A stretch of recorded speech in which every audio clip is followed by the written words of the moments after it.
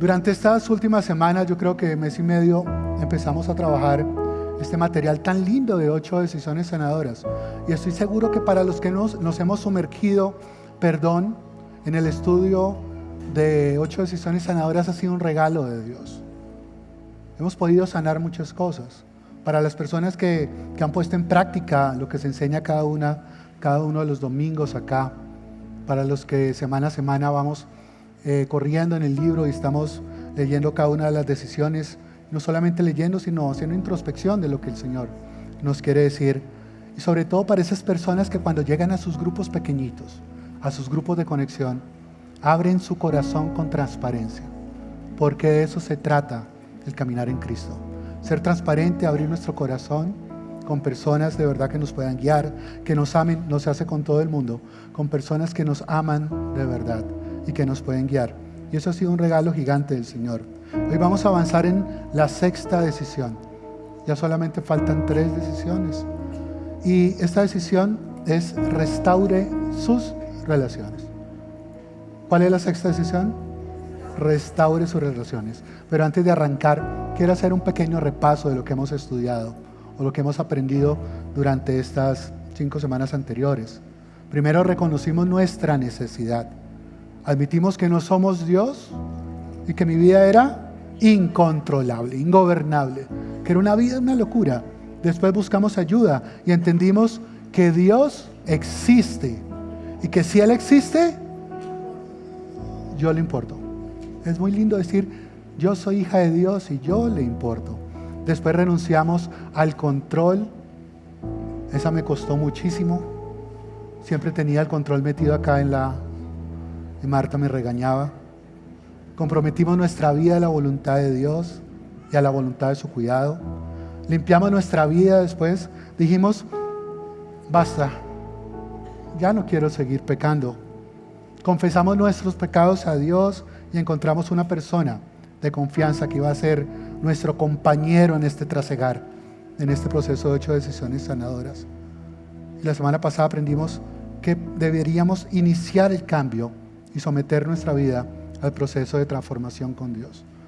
Que el proceso de transformación con Dios, ese proceso que se llama la santificación, es un proceso que nos va a tardar toda la vida y que después cuando lleguemos a Él vamos a seguir disfrutando de su presencia.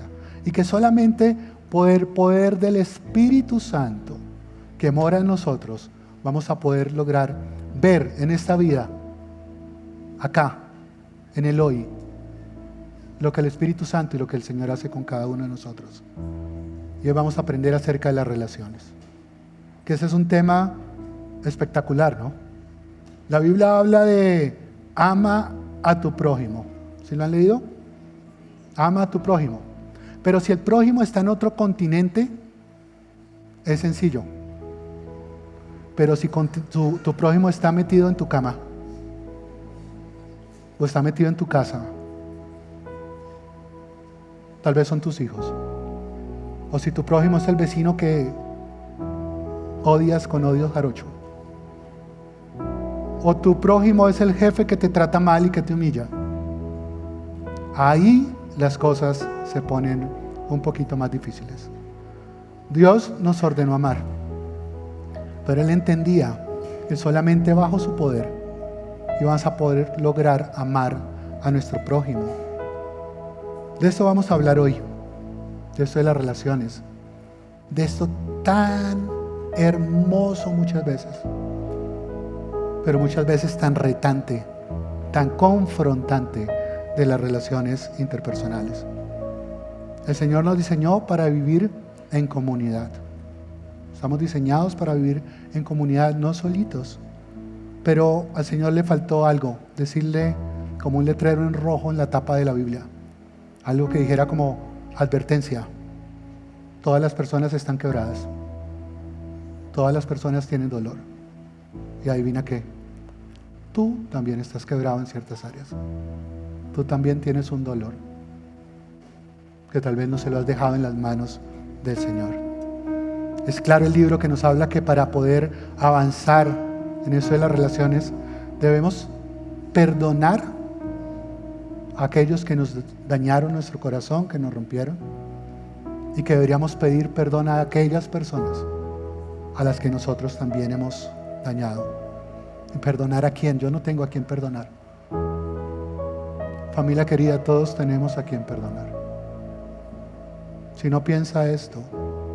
Tal vez perdonar a un amigo o un conocido al cual le diste algo tuyo, algo que valorabas, dinero, plata, algo, no sé, y que nunca te lo devolvió y que empezó a quebrar las relaciones.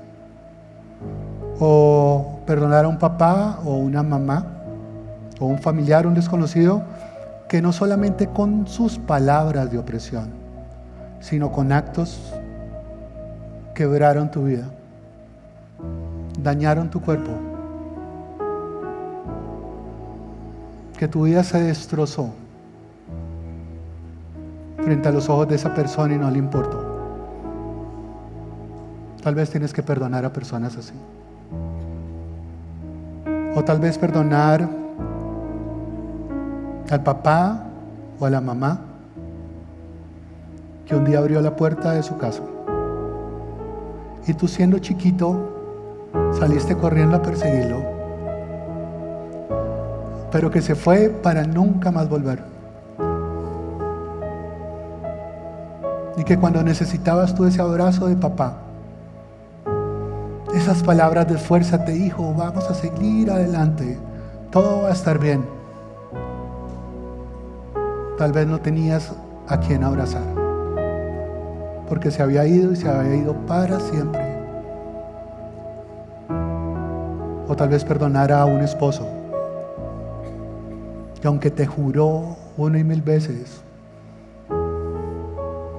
que tú eras el amor de su vida y que te iba a cuidar y que te iba a guardar y que te iba a proteger, un día decidió irse al jardín del vecino, que aparentemente era más bonito, y se fue a recoger rosas. Y tú quedaste ahí hundido en el pesar. Y tú quedaste ahí pensando que había sido tu culpa, porque te hicieron creer que no había sido suficiente para recuperar la relación. Querida iglesia, todos tenemos a quien perdonar. Pero también estamos obligados, si dañamos a alguien, a pedir perdón. Porque tal vez fuiste tú el causante de ese dolor tan, pero tan grande en la vida de las personas que te rodeaban. Y es increíble, pero a veces las personas que más nos dañan son las personas que están más cerca a nosotros.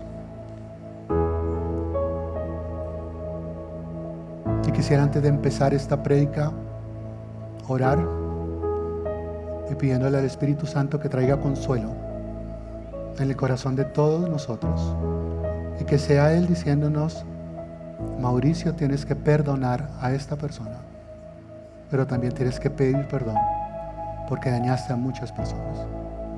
Cierra tus ojos y oramos. Hoy, Espíritu Santo, queremos empezar experimentando la paz y la calma que solamente tú das. Y te pedimos perdón, Señor, porque vivimos tan de afán, corriendo tanto, buscando soluciones, Señor, donde no las hay. Y se nos olvida 1 y 1000 veces que es en ti y solo en ti donde podemos encontrar esa paz, ese perdón que tenemos que conceder. Y Espíritu Santo, te pido que traigas hoy a la mente, mis hermanos, a quién debes perdonar. Y dile con tu voz, dile: papá, enséñame a quién tengo que perdonar.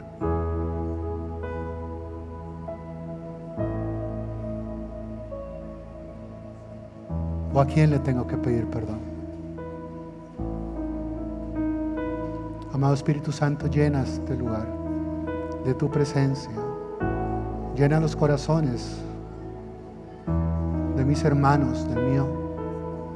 Y derrama tu paz en este momento. Derrama tu paz en este momento. Trae consuelo en este momento. Anhelamos tu paz.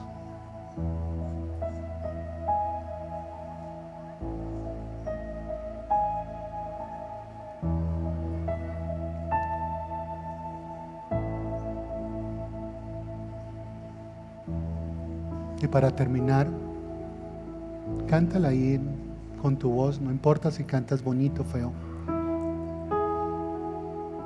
Dile al Señor: purifícame y lávame, renuévame y restaurame, Señor, con tu poder. Purifícame y lávame, renuévame y restaurame, Señor. Te quiero conocer. Y vamos la última vez, dile: Purifícame y lávame, te lo pedimos, renuévame y te lo pedimos, restaurame, Señor, con tu poder. Purifícame y lávame, renuévame y restaurame, Señor. Te quiero conocer.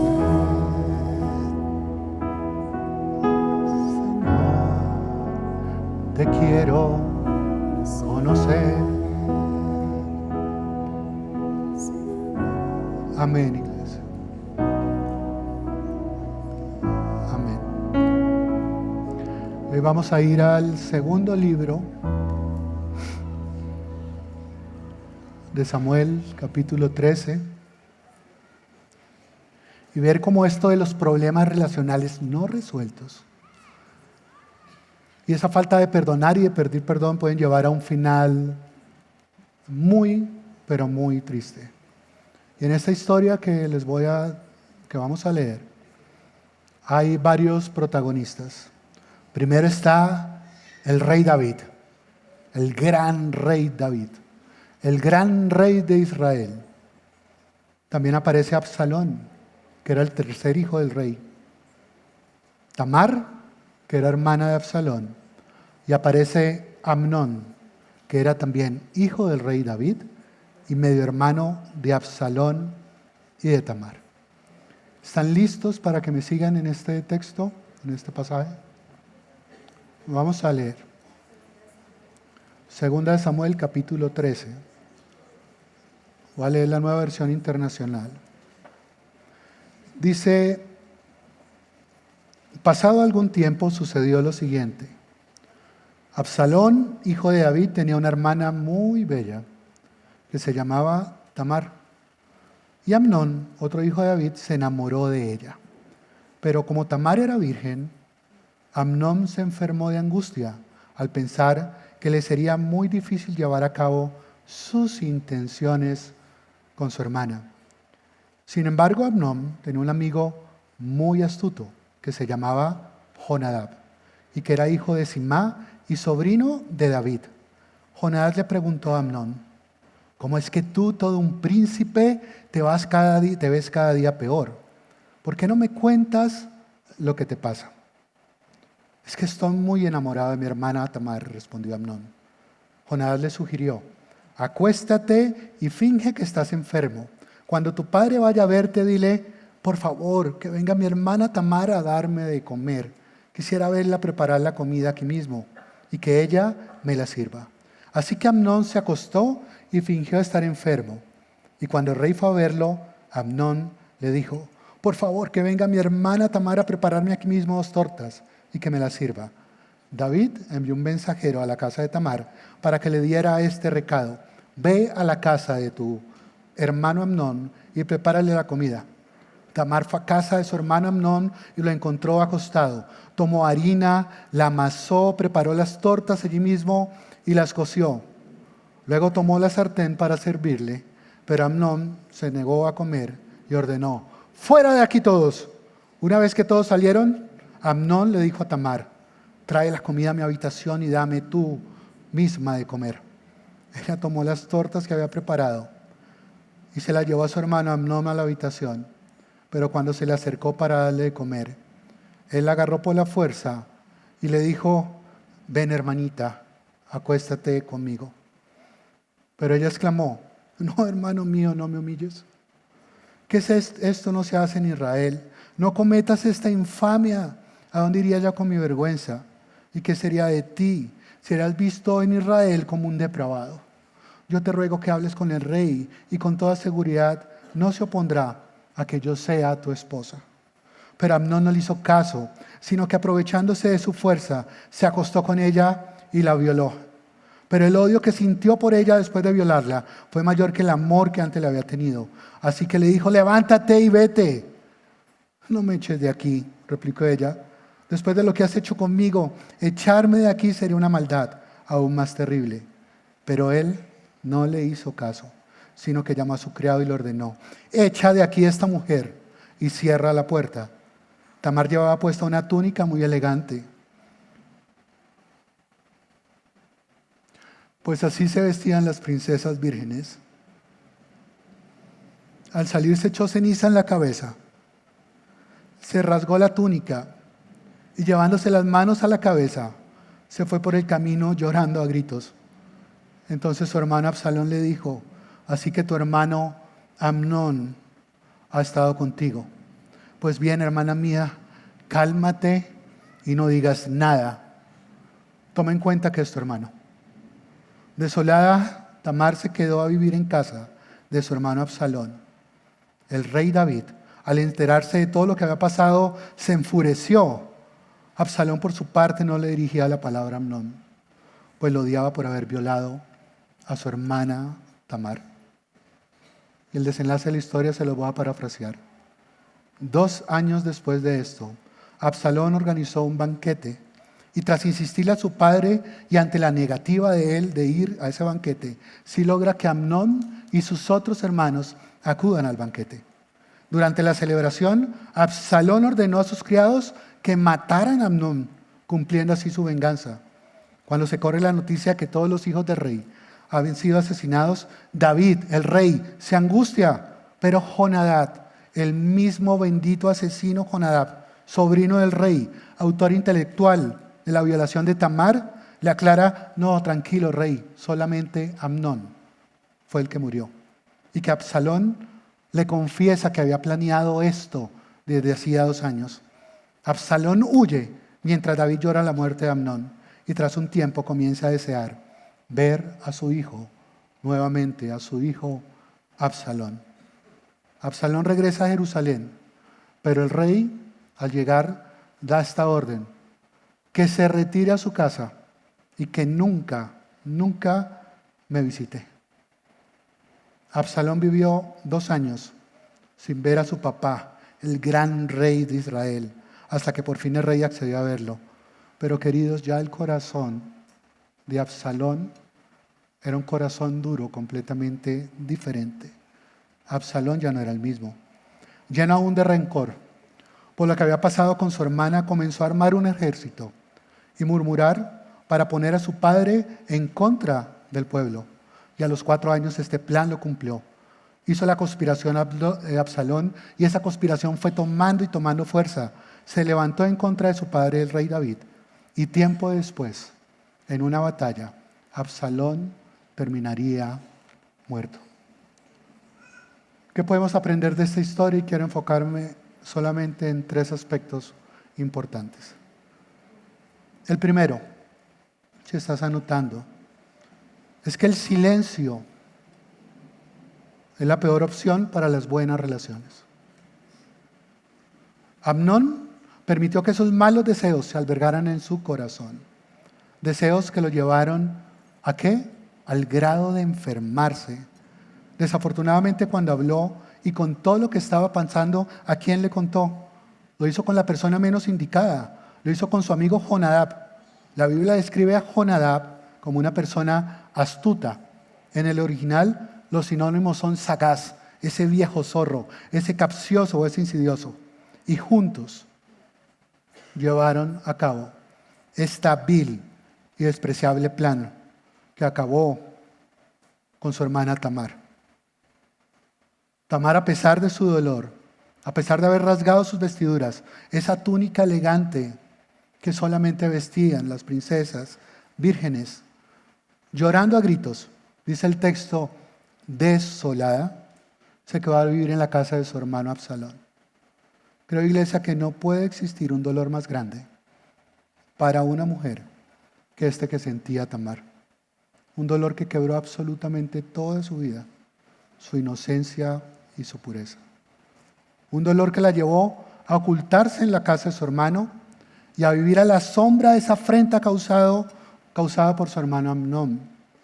El texto nos dice que Absalón le dijo, cálmate, Tamar, cálmate. Y le dice lo peor, cálmate y quédate callada, porque fue nuestro hermano Amnón el que causó esto. El texto nos dice que Absalón, al ver esto, se llenó de tal odio en contra de su medio hermano Amnón, que comenzó a albergar en su corazón el deseo de venganza. Dice el texto que no le dirigía la palabra a Amnón. ¿Ustedes creen que era suficiente no dirigirle la palabra a Amnón? ¿En serio? Yo leía esto y yo decía, ¿guardar silencio de verdad? Este hecho requería una acción más concreta, una reacción a lo que había pasado. Tal vez Absalón nunca lo compartió con nadie, pero ese dolor se albergó, esa gran amargura se albergó en su corazón. Y ese resentimiento, poco a poco, día a día, fue consumiendo absolutamente su vida. Y otra parte del rey David, aunque dice la palabra que se puso bravo, que se enfureció, no fue capaz de afrontar esta situación. Y en lugar de hacer justicia en contra de su propio hijo, porque tal vez como rey conocía las leyes de la época. ¿Quieren saber cuál era la ley para una persona que violara a una mujer? ¿Sabían? Morir apedreado.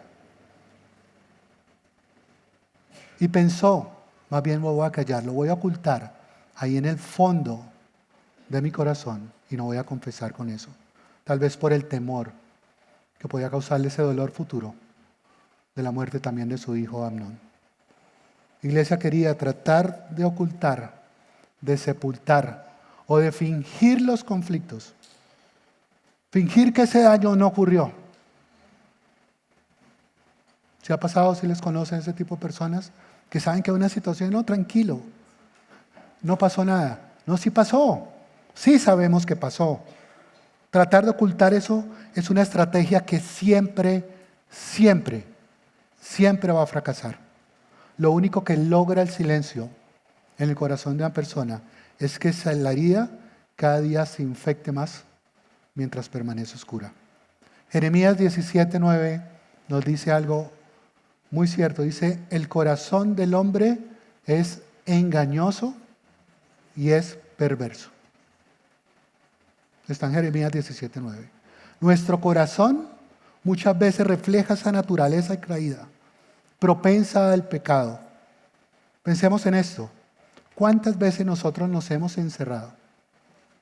Y maquinamos y volvemos a maquinar porque nosotros somos los que sabemos las cosas y nunca pedimos ni siquiera un consejo de alguien. Y nos quedamos con esa verdad ficticia que tenemos acá y pensamos que estamos en lo cierto. Pero la Biblia, querido, nos enseña que en la multitud de consejeros, ¿qué podemos encontrar? Sabiduría, consejo, guía. Obviamente tiene que venir de sabiduría de personas guiadas por el Señor. Porque hay muchas personas que le dicen al tío cómo tener un matrimonio bonito, cuando tu tío se ha separado 15 veces. Eso no es lógico.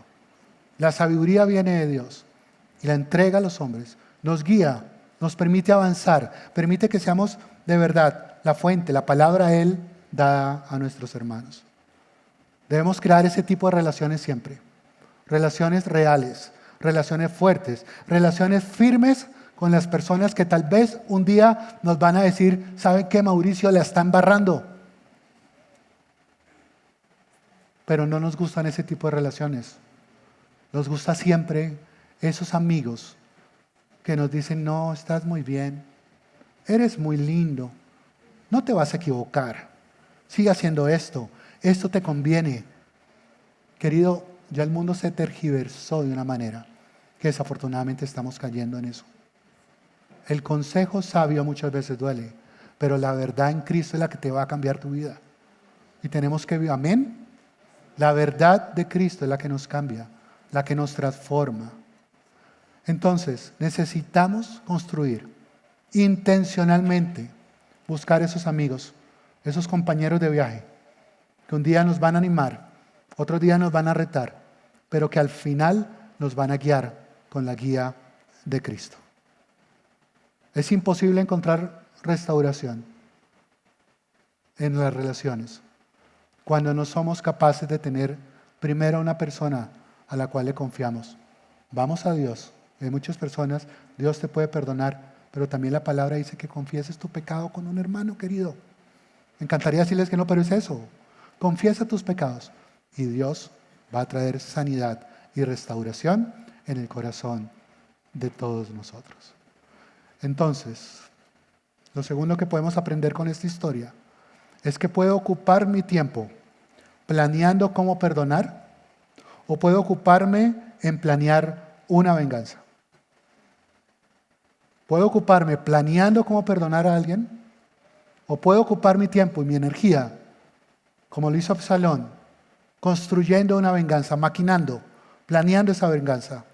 Absalón era tal ofensa, tal herida que también tenía, que se desconectó de la tragedia de su hermana y se enfocó en ese odio que acarrea la venganza. Durante 2 años completos planeó la venganza, preparó un banquete, invitó a su papá. Decía esta mañana que menos mal el rey David no fue porque también lo hubieran matado. Pero fue Amnón y fueron sus otros hermanos. Y ya estaba todo listo. Que se pasara de copas, de aguardientes. Y cuando estaba borracho, ¿qué hicieron los criados de Amnón? Lo mataron. Mientras Absalón perdía su paz, su descanso, y se desgastaba durante tantos años maquinando esto, es muy probable que Amnón, el que había causado esto, estuviera tranquilo en su cama durmiendo. Así funciona, queridos. Esa es la ironía del rencor. Tortura sin piedad al que lo vive, a la víctima, mientras que el ofensor, el que está allá afuera, muchas veces ni siquiera se da por enterado.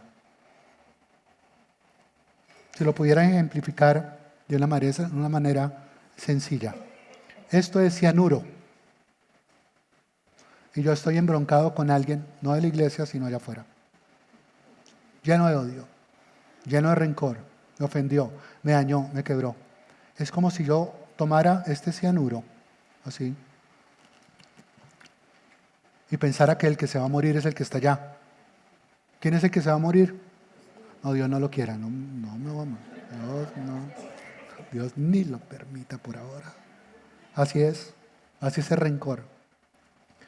Cuando nos enfocamos en nuestro rencor y en nuestra amargura que tenemos contra otras personas, tal vez eso empiece pequeño, ese odio, pero poco a poco va creciendo como una avalancha y se vuelve de verdad un odio, pero que sale desde el fondo de tus entrañas. Les quiero decir con esto que esa frase de que el tiempo lo cura todo es, ¿cómo es, Olguita? Mentira. Es mentira. El tiempo no cura nada. ¿Sabes qué es lo que hace el tiempo? Cada día va cavando una zanja más honda. Más honda, más honda, más honda. Entre tú y la persona que te dañó. Iglesia, la amargura hace que nos pudramos por dentro.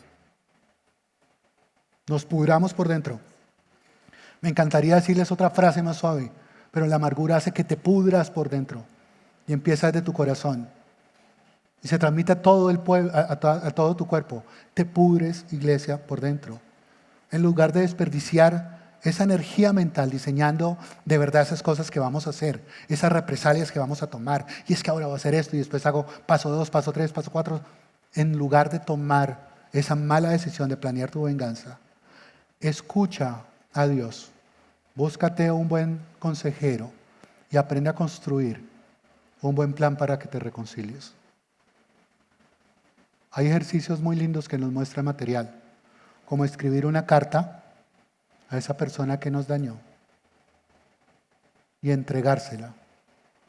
O tal vez, queridos, esa carta nunca la vas a poder entregar, porque esa persona ya no está, se fue, murió.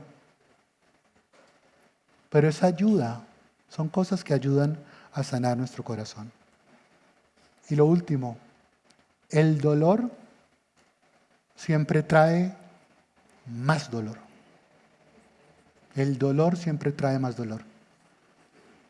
Absalón materializa su venganza con el asesinato de su hermano Amnón. Debe huir con todo el dolor que aún lleva en su corazón y que ahora comienza a tener en contra de su propio padre rey. El dolor causado en él por el silencio de su padre, por el caso de su hermana, y luego al regresar a su destino, ese dolor que pudo causar también en él como hombre, cuando su padre le hizo que no venga por acá, que no vuelva por acá, no lo quiero ver. Si eres padre, piensa cuántas veces le has dicho a los hijos, sabes que no te quiero ver, porque me ofendiste, porque me dañaste. Ese dolor se llenó dentro de Absalón, en su corazón. Y aunque podían estar cerca geográficamente, podían estar absolutamente lejos en su parte relacional, queridos. Necesitamos ver con compasión a los demás, porque desafortunadamente las personas heridas causan aún más heridas. Y ese es un llamado que el Señor nos hace hoy, con compasión, pero con justicia y con amor, siendo guías para estas personas. El final de la historia ya lo conocemos. Creo que todos están muy familiarizados con esta historia, ¿cierto? En la batalla, cuando el ejército de Absalón estaba vencido, y a pesar que el rey le había rogado a los generales de su ejército, no me traten duro a mi hijo Absalón. No me traten duro a mi hijo Absalón. Tal vez llevado porque estaba arrepentido de que a pesar de haber sido el rey de Israel, no había podido ser el rey de su hogar y de su casa y ser ese buen padre para sus hijos. Pero miren cómo termina esa historia. Absalón, huyendo, queda de su cabellera colgado en un árbol. El jefe del ejército del rey David le dicen que está colgado en un árbol. Va donde está Absalón, coge 3 lanzas y en el pecho de Absalón. Pero no fueron una, fueron 2, fueron 3. Y cuando llegan a contarle esa noticia, pensando que el rey David se iba a alegrar, porque ya su hijo no lo estaba persiguiendo, ahí es cuando el rey David abre su boca y dice: ay, Absalón, Absalón, hijo mío, Absalón, ojalá yo hubiera muerto en tu lugar. Ay, Absalón, Absalón. Querido, que no nos pase esto. Estamos a tiempo. Estamos a tiempo. Estamos a tiempo de restaurar nuestras relaciones. No espere que algo trágico ocurra. No esperes terminar tu vida solo. restaura tus relaciones.